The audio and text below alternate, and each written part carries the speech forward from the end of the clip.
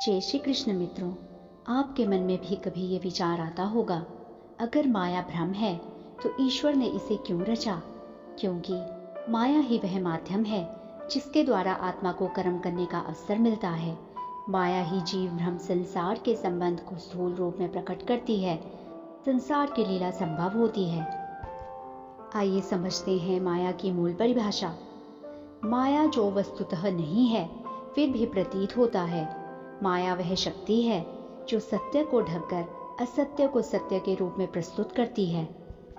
यहाँ माया का अर्थ दिव्य शक्ति है जिससे ईश्वर अनेक रूपों में सृष्टि का संचालन करते हैं। यह भ्रम ही माया है, यह आत्मा को उसके शुद्ध स्वरूप से भटका देती है। माया भ्रम की शक्ति है जो भ्रम उत्पन्न करती है। भ्रम माया का परिणाम है।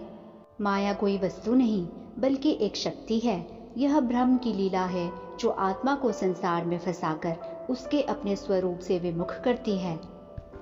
परंतु यही माया जब विवेक और ज्ञान द्वारा छिन्न होती है तब जीव भ्रम को पहचानता है। जैसे सपना तब तक सत्य लगता है जब तक हम उसमें होते हैं, जागते ही समझ में आता है वह असत्य था। रेगिस्तान में पानी दिखता है पर होता नहीं, यह भी माया है। भगवद गीता में भगवान श्री कृष्ण कहते हैं, यह मेरी त्रिगुणमयी माया अत्यंत दुस्तर है, केवल वे ही इसे पार कर सकते हैं जो मेरी शरण में आते हैं। माया से बाहर निकलना आसान नहीं है, परंतु वैदिक मार्गदर्शन हमें 4 प्रमुख उपाय देता है।